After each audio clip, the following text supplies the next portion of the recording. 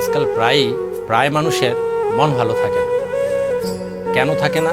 এমনিতেই আজকাল প্রায় মানুষের খুব বেশি ব্যস্ততা। কি নিয়ে ব্যস্ততা? এমনিতেই। সত্যি বলতে গেলে এই প্রজন্মের খুব বেশি দুঃখ নেই, সুখ তো তারা চেনেই না। তারা আত্মতৃপ্তি এবং কোনো কিছু পাওয়াকেই সুখ ভেবে সার্থক মনে করে। প্রকৃত সুখের মানদণ্ডে কিংবা সমীকরণে অন্যদেরও বা সঙ্গী সাথীদেরও সুখের দরকার আছে সে কথা বেমালুম ভুলে যায়। এই প্রজন্ম মেধাবী, উচ্ছ্বসী, উদ্যমী, দুরন্ত, কিছু কিছু ক্ষেত্রে উদ্যোগীও। সবচেয়ে বড় কথা, তারা সময়ের আগে চলাকে স্মার্ট মনে করে, কিন্তু তারা ব্যবধান ভুলে যায়, অবদান ভুলে যায়। তারা শিক্ষা কম করে শিক্ষিত বেশি হতে চায়। তারা দেশপ্রেম বাদ দিয়ে ক্যাশপ্রেমে হাত দিয়ে জ্ঞান সমৃদ্ধ নয়, বরং সম্পদে সমৃদ্ধ হতে চায়। প্রজন্ম নিয়ে আজন্ম লালিত স্বপ্ন, পালিত স্বপ্ন সুন্দরের চাদরে অন্তরে পোষে রাখি। হোক না তা মন্থর, তবুও তা যুগান্তর, যা অবান্তর নয় বরং অনন্তর। প্রত্যাশা করি এই প্রজন্ম আনন্দ নিয়ে জ্ঞান অর্জন করবে। প্রিয় বন্ধু বান্ধবীদের উপহার হিসেবে মোবাইল নয় বরং বই উপহার দিবে এবং নিবে। সময়কে ধারণ করার জন্য সৌন্দর্যবর্ধন গাছ উপহার দিই। আর সুন্দর সময়কে স্মৃতিতে অমূল্যায়ন করে রাখার জন্য বাড়িতে অবশ্যই গাছের চারা রোপণ করবেন। কোনো আনন্দের আর ভালো লাগা কিছু হলেই একটি গাছ লাগিয়ে ফেলুন। মনে রাখবেন, আপনি যেমন অন্যদের থেকে একটু প্রত্যাশা করেন, অন্যরা কিন্তু আপনার কাছে একটু প্রত্যাশা করে।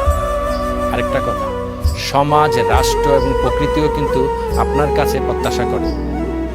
আর আপনারও কিন্তু মানুষ হিসেবে বাঁচার, অন্যদেরকে বাঁচিয়ে রাখার দায়িত্ব ও কর্তব্য আছে। আমরা নতুন নতুন কন্টেন্ট করি, নতুন নতুন আইডিয়া তৈরি করি, কত কিছুই করছি। বই নিয়ে এবং গাছ নিয়ে নতুন প্রজন্মকে নতুন কিছু করার আহ্বান জানাচ্ছি। যে প্রেমিক প্রেমিকা, বন্ধু বান্ধবী, আত্মীয় স্বজন, প্রিয়জন, পরিচিতজন বই আর গাছ নিতে এবং দিতে রাজি নয়, মোহলোভী সেসব সম্পর্ক এড়িয়ে যান। আপনি তো এই প্রজন্মের আলোকিত, সম্ভাবনাময়, জাগ্রত মানুষ। মনে রাখবেন, দুনিয়া থেকে চির বিদায় নেওয়ার আগে পৃথিবীর কাছে ঋণী থাকবেন না, বরং পৃথিবী যেন আপনার কাছে ঋণী থাকে তা সবসময় মনে রাখতে হবে। ফুলকে ভালোবেসে হলেও গাছ লাগাবেন।